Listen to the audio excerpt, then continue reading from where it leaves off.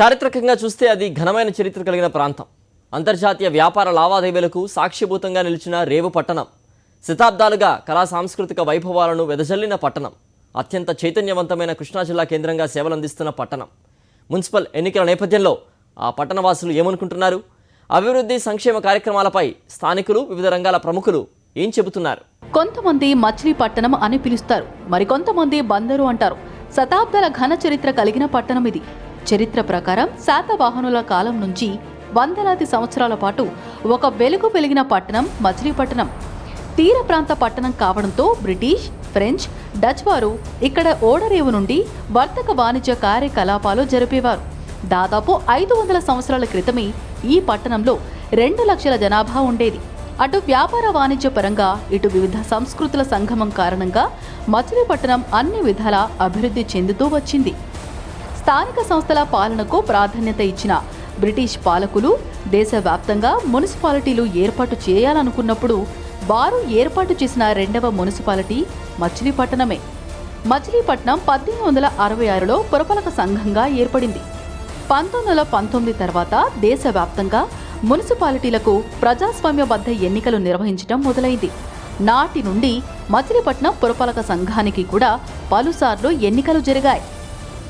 శాతవాహనుల కాలంలోనే ప్రసిద్ధి చెందిన మచిలీపట్నం భారతదేశ చారిత్రక పట్టణంగా సువర్ణ అధ్యాయం. దేశంలోనే 2వ పురపాలక సంఘంగా గుర్తింపు. ఎన్నో సంస్కరణలు, మరెన్నో ఉద్యమాలకు పుట్టినిల్లైన మచిలీపట్నం. మచిలీపట్నం మున్సిపాలిటీకి మున్సిపల్ కార్పొరేషన్ హోదా కల్పిస్తూ 2015 సెప్టెంబర్ 22న నాటి టీడీపీ ప్రభుత్వం జీవో జారీ చేసింది. హడావుడిగా జీవో జారీ చేశారు గాని దీనికి కావలసిన నియమ నిబంధనల్ని చంద్రబాబు ప్రభుత్వం మరిచిపోయింది. బందరు మున్సిపాలిటీ బందరు కార్పొరేషన్గా మారిపోయిందనే బిల్డప్ ఇచ్చారు తప్ప నిబంధనల ప్రకారం 3 లక్షలకు పైగా జనాభా ఉందా లేదా అనే విషయాన్ని చూసుకోలేదు. చుట్టుప్రక్కల ఉన్న కొన్ని గ్రామాలను మచిలీపట్నంలో కలిపే పనిని విస్మరించారు. దాంతో చంద్రబాబు హయాంలో మచిలీపట్నానికి మున్సిపల్ కార్పొరేషన్ హోదా రాలేదు. వైఎస్ జగన్ ప్రభుత్వ పాలన ప్రారంభమైన తర్వాత అనేక పారదర్శక పాలన సంస్కరణలు తీసుకువచ్చిన విషయం తెలిసిందే. రాష్ట్ర వ్యాప్తంగా స్థానిక సంస్థలను బలోపేతం చేయడానికి వీలుగా అనేక నిర్ణయాలను తీసుకుంటూ వస్తున్నారు. ఇందులో భాగంగా సీఎం వైఎస్ జగన్ ఆదేశాలతో అధికారులు మచిలీపట్నం మున్సిపాలిటీని కార్పొరేషన్గా తీర్చిదిద్దేందుకు కసరత్తు చేశారు. దాంతో 2019 జూలై 3వ తేదీ నుంచి మచిలీపట్నానికి మున్సిపల్ కార్పొరేషన్ హోదా వచ్చింది. అప్పటి నుంచి కార్పొరేషన్ పాలన సాగుతోంది. రాష్ట్ర వ్యాప్తంగా 4 దశల్లో పంచాయతీ ఎన్నికలు ముగిశాయి. వీటి తర్వాత రాష్ట్ర ఎన్నికల సంఘం ఆధ్వర్యంలో రాష్ట్ర వ్యాప్తంగా 12 మున్సిపల్ కార్పొరేషన్లకు, 75 మున్సిపాలిటీలు, నగర పంచాయతీలకు ఎన్నికల సందడి మొదలైంది. ఈ నేపథ్యంలో మచిలీపట్నం నగరపాలక సంస్థకు మొదటిసారిగా ఎన్నికలు జరగబోతున్నాయి. మున్సిపాలిటీ నుంచి మున్సిపల్ కార్పొరేషన్గా మారిన తర్వాత జరుగుతున్న ఎన్నికలు కావడంతో ఇక్కడ ఎన్నికలు ఆసక్తిగా మారాయి. మచిలీపట్నం మున్సిపల్ కార్పొరేషన్లో మొత్తం 50 డివిజన్లు ఉన్నాయి. మున్సిపల్ ఎన్నికలు పార్టీల గుర్తుతో జరిగే ఎన్నికలు కాబట్టి ఇక్కడ అధికార వైఎస్ఆర్సీపీతో పాటు టీడీపీ, జనసేన పార్టీల అభ్యర్థులతో పాటు పలువురు ఇండిపెండెంట్లు నామినేషన్లు వేశారు. 50 డివిజన్లకు గాను 250 మంది నామినేషన్లు దాఖలు చేశారు. గత ఏడాది మార్చి 23న రాష్ట్ర వ్యాప్తంగా మున్సిపల్ ఎన్నికలు జరగాల్సి ఉండగా కరోనా కారణంతో వాయిదా పడిన సంగతి తెలిసిందే. మున్సిపల్ ఎన్నికలకు సంబంధించిన ప్రక్రియ గత ఏడాది ఎక్కడ ఆగిపోయిందో అక్కడి నుంచే తాజాగా తిరిగి ప్రారంభమైంది. మచిలీపట్నం కార్పొరేషన్లో మొత్తం 131,829 మంది ఓటర్లు ఉంటే వీరిలో 63,883 మంది పురుష ఓటర్లు, 67,936 మంది మహిళా ఓటర్లు ఉన్నారు. రాష్ట్ర వ్యాప్తంగా మున్సిపల్ ఎన్నికలు మార్చి 10వ తేదీన జరగనున్నాయి.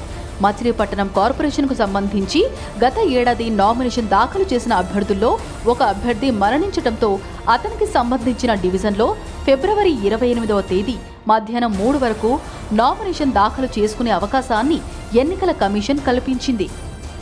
తాజా షెడ్యూల్ ప్రకారం మార్చి 2 నుంచి 3వ తేదీ మధ్యాహ్నం 3 గంటల వరకు నామినేషన్లు ఉపసంహరించుకునేందుకు గడువునిచ్చారు. అదే రోజు పోటీలో ఉన్న అభ్యర్థుల తుది జాబితాలను ప్రకటిస్తారు. మార్చి 10వ తేదీన ఉదయం 7 నుంచి సాయంత్రం 5 గంటల వరకు పోలింగ్ నిర్వహిస్తారు. దీనికోసం అధికారులు చకచకా ఏర్పాట్లను చేస్తున్నారు. సచివాలయ వ్యవస్థ ద్వారా రాష్ట్ర వ్యాప్తంగా సంక్షేమ అభివృద్ధి శకం ఆవిష్కృతమవుతోంది కాబట్టి పంచాయతీ ఎన్నికల్లో లాగానే మున్సిపల్ ఎన్నికల్లో కూడా వైఎస్ఆర్సీపీ భారీ విజయాలను నమోదు చేసుకుంటుందని పంచాయతీరాజ్ శాఖ మంత్రి పెద్దిరెడ్డి రామచంద్రారెడ్డి ధీమా వ్యక్తం చేశారు. ఇప్పుడు సర్పంచ్ ఎన్నికలు చూశారు మీరు. అమరావతి ప్రాంతంలో కూడా మనమే గెలిచాము, వైఎస్ఆర్ కాంగ్రెస్ పార్టీనే గెలిచింది. అందరూ ఏ విధంగా అనుకున్నా కూడా నేనైతే చాలా గట్టిగా నమ్మకంగా ఉన్నాను. జగన్మోహన్ రెడ్డి గారి పరిపాలన ప్రతిబింబించే విధంగా మున్సిపాలిటీలు కానీ మున్సిపల్ కార్పొరేషన్ కానీ అన్నీ కూడా గెలుస్తామని చెప్పి మాకు నమ్మకంగా ఉంది. ఒక గుడివాడ, జగ్గయ్యపేటలో ఎన్నికలు జరగడం లేదు, మిగతా అన్నీ కూడా ఎన్నికలు జరుగుతున్నాయి, అన్నీ గెలుస్తామని నేను చెప్తా ఉన్నాను. మున్సిపాలిటీ స్థాయి నుంచి మున్సిపల్ కార్పొరేషన్ హోదా పొందిన తర్వాత మచిలీపట్నం కార్పొరేషన్కు మొదటిసారిగా ఎన్నికలు జరగబోతున్నాయి. ఈ నేపథ్యంలో కార్పొరేషన్ పరిధిలోని ప్రజల ఆలోచనలు, ఆకాంక్షలు ఎలా ఉన్నాయి, 5 ఏళ్లలో చంద్రబాబు ఏం చేశారు, ఆ తర్వాత మొదలైన వైఎస్ జగన్ పాలనపై ఏమనుకుంటున్నారు? మా ప్రతినిధి రాజు గ్రౌండ్ రిపోర్ట్ చూద్దాం.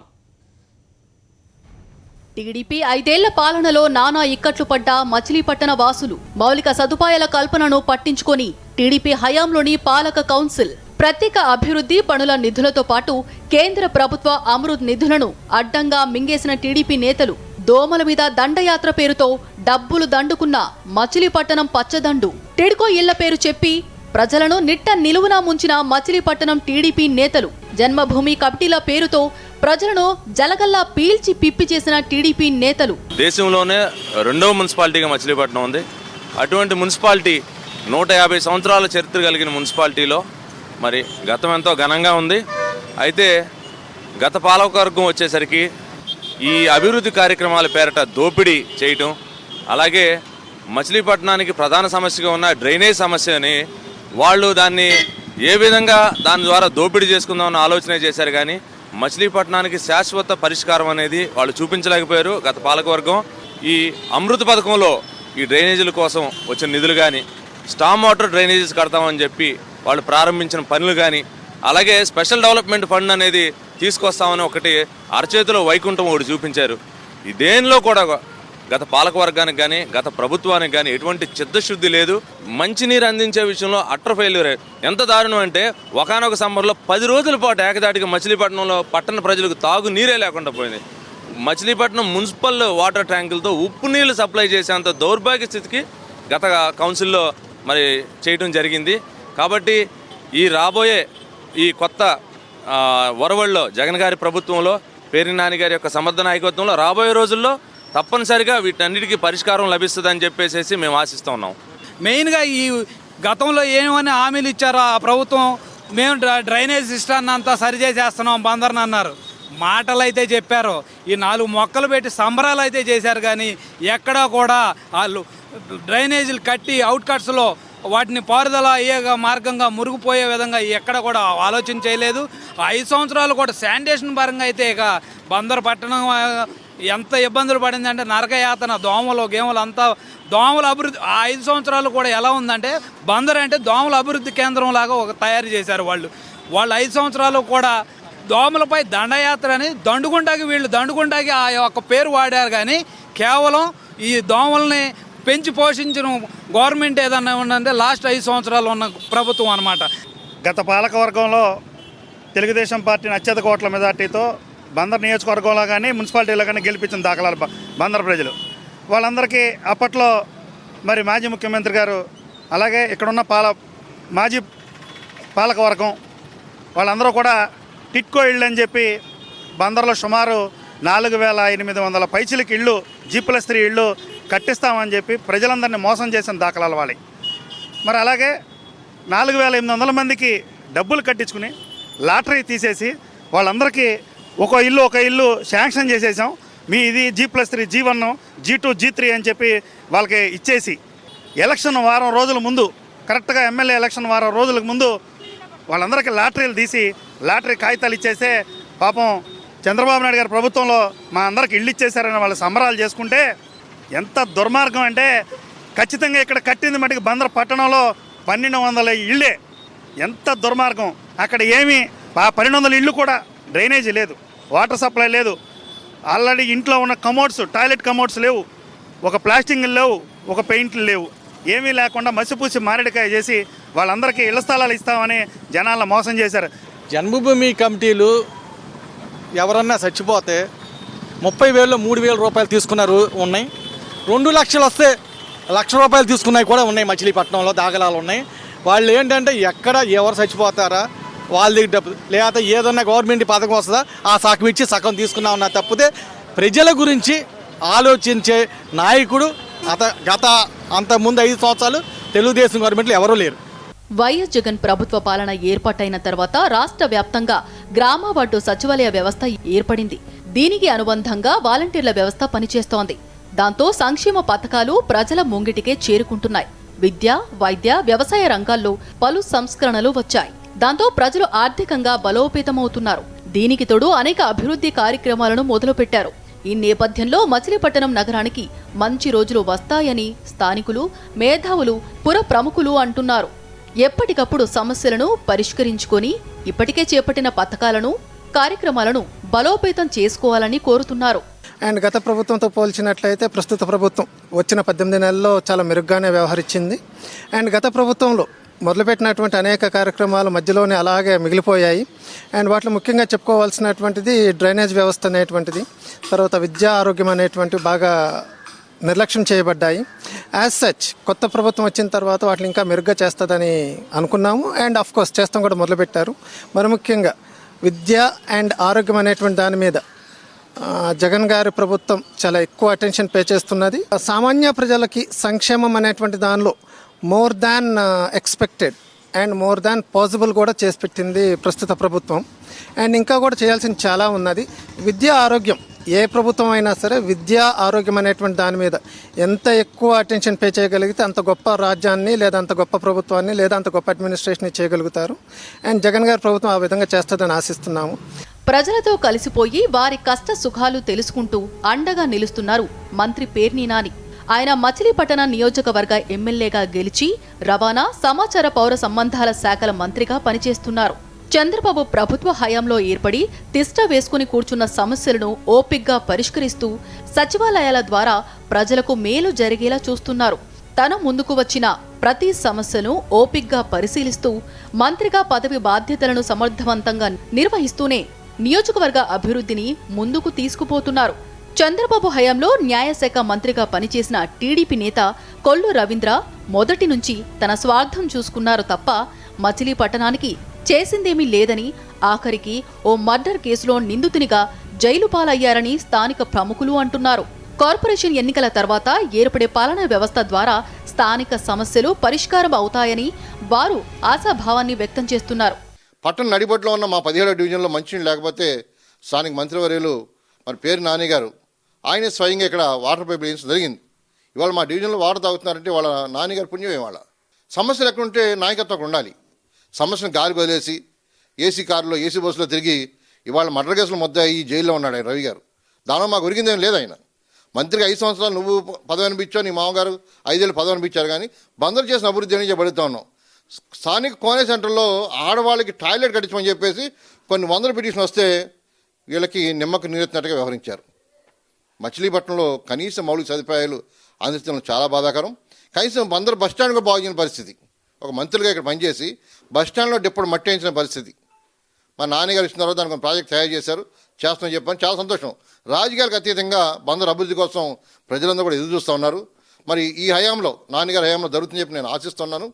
చంద్రబాబు హయాంలో జన్మభూమి కమిటీల దురాగతాలు, కౌన్సిలర్ల దౌర్జన్యాలకు అడ్డు అదుపు లేకుండా ఉండేదని మచిలీపట్నం నగరంలోని మహిళలు అంటున్నారు. టీడీపీ నేతలకు వారి అనుయాయులకే సంక్షేమ ఫలాలు అందేవని వారు వాపోతున్నారు. వైఎస్ జగన్ పాలన వచ్చిన తర్వాత కుల, మత, రాజకీయాలకు అతీతంగా అందరికీ న్యాయం జరుగుతోందని వారు స్పష్టం చేస్తున్నారు. ప్రస్తుతానికి మనం 1వ వార్డులో ఉన్నాం. ఈ 1వ వార్డుకి సంబంధించినటువంటి ఇక్కడ ఉన్నారు కొంతమంది ప్రజలు, వారిని అడుగుదాం. అమ్మ చెప్పండి, ఇప్పటికి సంబంధించి గతం జరిగినటువంటి కార్పొరేషన్ పరిస్థితి కానీ ఇప్పుడు కానీ మీ ఏరియాకి సంబంధించి ఎటువంటి ఇబ్బందులు మనకి ఎలా ఉంది? ఇప్పుడు ప్రభుత్వం బాగుందండి. గత ప్రభుత్వం తెలుగుదేశం ప్రభుత్వంలో అయితే నాకైతే ఏమీ రాలేదు. రేషన్ కార్డు పెట్టుకున్నా, నాకు వచ్చిన పేరు కూడా కావాలని తీసేశారు, నాకు రాలేదు. దాస్ గారు తెలుగుదేశం పార్టీలో 1వ వార్డు కౌన్సిలర్, ఆయన రాలేదు. నాకు స్థలం పెట్టుకున్నా 3 సార్లు, రాలేదు. మాకు మా నాన్నగారు లేరు, మేము చిన్న వ్యాపారం చేసుకుంటున్నాం, ఆ వ్యాపారం కూడా తీయించేసేశారు. మాకు ఆ ప్రభుత్వంలో అయితే మేమైతే ఏం పొందలేదండి. మాకు అసలు ఏమి రాలేదు. ఏదన్నా కాగితం పిల్లలకి సర్టిఫికెట్లు కానీ ఏమైనా తేవాలంటే మున్సిపల్ హౌస్కి 4 రోజులు తిరగాల్సి వచ్చింది ఆ గత ప్రభుత్వంలో. ఇప్పుడు సచివాలయంలో 1 రోజులు అయిపోతుంది నాకు పని. ఏదైనా మా ప్రాబ్లంలో ఏ సమస్యలు ఉన్నా ఈ వార్డులో ఏదున్నా సచివాలయంకి వెళ్ళి కంప్లైంట్ పెడితే ఎమ్మటే కౌన్సిలర్ 1వ వార్డు చిరంజీవి గారు ఇన్ఛార్జి గారు ఎమ్మటే వచ్చి మాకు చూసుకుంటున్నారన్ని. ఏదైనా సమస్య ఉన్నా ఎవరికి ఏమి రాపోయినా ఆయన వచ్చి మాకు తెలుసుకొని మాకు ఇస్తున్నారు. ఈ ఎమ్మెల్యే గారు నాని గారు మటుకి ఈ ప్రభుత్వంలో ఆయన ప్యాంటుతో ఉన్న ఒక కారులో దిగి ఎమ్మట బురదలో నుంచి మొత్తం కుక్కలను దగ్గరుండి క్లీన్ చేయించారండి. ఆ నీళ్లు నిలిచిపోతే ఆ టేపు మురుగుడు వాగంత ఉంది, అది నిలిచిపోతే దోమలు పాములు మాకందరికి ఇళ్లలో పాములేనండి. ఈ ప్రభుత్వంలో ఎమ్మటే మన చిరంజీవి గారు ఇన్ఛార్జ్ చిరంజీవి గారు మొత్తం కుక్కలెంత తవ్విస్తే నీళ్లు వర్షాలు పడ్డా నీళ్లు నిలవకోకుండా వెళ్ళిపోతున్నాయి. దోమలకి వారం మందు కొట్టేస్తున్నారండి. ఈ ప్రభుత్వం మాకు బాగుంది, మళ్ళీ ఈ ప్రభుత్వమే మాకు కావాలి. మా లాంటి మగదిక్కు లేని వాళ్ళకి పేదవాళ్ళకి అండగా సాయంగా ఉండాలి ఈ ప్రభుత్వం. ఎందుకంటే నా కుటుంబంలో జరిగింది ఆ ప్రభుత్వంలో నష్టం చెప్తున్నాను. ఎవరు నాకు ఎక్కేయలేదు. నాకు ఇప్పుడు గతం నిజంగానే జరిగింది చెప్తున్నా. నేను ఈ ప్రభుత్వంలో నాకు అన్నీ వచ్చినాయి. ఎవరు నాకు ఎక్కేయలేదు, ఎవరు నాకేం చెప్పాల. ఉన్న సమస్య నేను చెప్తున్నా, నేను నిజాయితీగానే చెప్తున్నాను. అది నాకు ఈ ప్రభుత్వంలో జరిగినాయి చెప్తున్నా. నేను తిరిగారా బాగా? తిరిగానండి. కౌన్సిలర్ గారు కార్డు కూడా చూసాను. నేను కార్డు నేను చూసాను, నా పేరు వచ్చింది. ఎందుకు నాకు ఇవ్వలేదు? నా అందరికి ఇచ్చారంటే మీరు వైఎస్ఆర్ పార్టీ అన్నారు. ఇప్పుడు ఈ పార్టీ అందరికీ చేస్తుందిగా. నీ పార్టీ నా పార్టీ అని చూసింది, అందరికీ చేస్తుంది ఈ పార్టీ. మరి అప్పుడు నువ్వు ఆ పార్టీ అన్నారు. ఆ పార్టీ అంటే మరి ఇప్పుడు ఈ లైన్లు అందరూ జరిగినప్పుడు నా ఒక్కదాన్ని నేను నష్టపోయిన దాన్ని. ప్రభుత్వం వచ్చిన తర్వాత చాలా బాగుందండి, అన్ని రకాలుగానే బాగుంది. తెల్లారి లేచేటప్పటికి పెన్షన్ ఇవ్వటం, రాత్రి 12ంటికి 1 గంట కూడా మా ఈవిడ వచ్చి ఇస్తారండి. వాలంటరీ ఆ ఎమ్మె గారు వచ్చి ఇస్తారు. అందరినీ ఇంటింటికి తలుపు కొట్టి మరీ ఇస్తుంది. మొన్న ఈ లాక్డౌన్ ఇవన్నీ వచ్చినప్పుడు కూడా అండి నెలకు 2 సార్లు బియ్యం ఇచ్చారు, కందిపప్పు అని అవన్నీ. ఇప్పుడు మా చిరంజీవి గారు వస్తున్నారు, ఆయన ఇంకా కౌన్సిలర్ అవ్వకముందే మాకు చాలా చేస్తున్నారండి. ఎవరన్నా చచ్చిపోయిందండి లేనోళ్ళు వాళ్ళకి ఏమన్నా ఇవ్వటం ఏమన్నా చేయటం ఆయన కూడా బాగా చేస్తున్నారండి. చెప్పండి, ఎలా ఉంది ఇక్కడ పరిస్థితి ఏంటి, అసలు ఎలా ఉంది అసలు? ఇక్కడ చాలా బాగుందండి. గత ప్రభుత్వంలో మేము చాలా ఇబ్బంది పడేవాళ్ళము. ఈ ప్రభుత్వంలో నాకు అమ్మఒడి వచ్చిందండి. అమ్మఒడి వచ్చింది. అలాగే మేము ప్రతి నెల స్కూల్ ఫీజు కట్టడానికి చాలా ఇబ్బంది పడేవాళ్ళము. ఈ అమ్మఒడి ద్వారా నేను చాలా లబ్ధి పొందాను, ఆర్థికంగా కూడానండి. అలాగే మా పిల్లలిద్దరిని కూడా ఇప్పుడు గవర్నమెంట్ స్కూల్లో చదివిస్తున్నానండి. గతంలో చాలా ఇబ్బంది పడ్డాము మేము. గత ప్రభుత్వంలో కూడా మేము ఇంటికి పెట్టుకున్నాం, ఇంటి స్థలానికి. అయితే చాలాసార్లు పెట్టానండి, కానీ రాలేదు. కానీ ఈసారి చాలా తిరిగానండి. జన్మభూమిలో కూడా పెట్టాను. ప్రతిసారి జన్మభూమిలో పెట్టడం, పేరు రాలేదని వెళ్ళిపోవటం, ఏదో ఒకటి చెప్పేవాళ్ళు. ఎందుకు రాలేదంటే తర్వాత వచ్చిద్ది అని చెప్పేవాళ్ళు. అలాగే ఈసారి మాత్రం పెట్టంగానే ఈ ప్రభుత్వంలో ఈ ప్రభుత్వంలో పెట్టంగానే వచ్చిందండి. వ్యవస్థ చాలా బాగుందండి. సచివాలయం వ్యవస్థ కూడా చాలా బాగుంది. వెళ్ళంగానే కూడా చాలా వాళ్ళు మా సమస్య తెలుసుకుని వెంటనే చేస్తున్నారు. ఏ పనైనా కానీ మమ్మల్ని తెప్పించడం అలా కాకుండా ఫోన్లు కూడా చేసి ఇలా చెప్తున్నారు, వివరం చెప్తున్నారు. పథకాల గురించి కానీ మేము ఏమైనా కాగితాలు పెట్టుకున్నా కానీ వెంటనే ఫోన్ చేసి ఇన్ఫర్మేషన్ ఇచ్చి పలానా టయానికి రమ్మని సంతకం చేయించుకుని కాగితాలు వెంటనే మాకు పని చేయించేస్తున్నారు. ఇళ్ల స్థలాలకు కూడా పెట్టుకున్నామండి. ఈ ప్రభుత్వంలో మేము చాలా లాభం పొందామండి. మాకు మళ్ళీ జగన్మోహన్ రెడ్డి గారు ముఖ్యమంత్రిగా రావాలని మేము మరీ కోరుకుంటున్నాం. మా వార్డు ఇన్ఛార్జి గారు కూడా గెలవాలని మేము కోరుకుంటున్నాం. గతంలో చూసుకుంటే పరిస్థితి ఎలా ఉందంటే సంక్షేమానికి సంబంధించి మాకంటూ ఏమీ రాలేదండి. ఇప్పుడు మాత్రం అన్నీ పొందామండి. ప్రభుత్వ పథకాలు ఏమున్నాయో అన్నీ వాలంటీర్ వల్ల మేము అన్నీ పొందామండి. మాకు ఏమేం రావాలో జగనన్న ఏమేం చేసిండో అన్నీ కూడా మాకు లభించినాయండి. రాష్ట్ర వ్యాప్తంగా మార్చి 10న మున్సిపల్ ఎన్నికలు జరగబోతున్నాయి. వీటి కోసం అధికారులు అన్ని ఏర్పాట్లు చేస్తున్నారు. ఇందులో భాగంగా మచిలీపట్నం కార్పొరేషన్ కు కూడా ఎన్నికలు వచ్చాయి. కార్పొరేషన్ హోదా దక్కించుకున్న తర్వాత జరగబోతున్న మొదటి ఎన్నికలు కావడంతో మచిలీపట్నం మేయర్ పీఠాన్ని దక్కించుకోవడానికి రాజకీయ పార్టీలు కసరత్తు చేస్తున్నాయి. ఇవి special edition details. Stay tuned.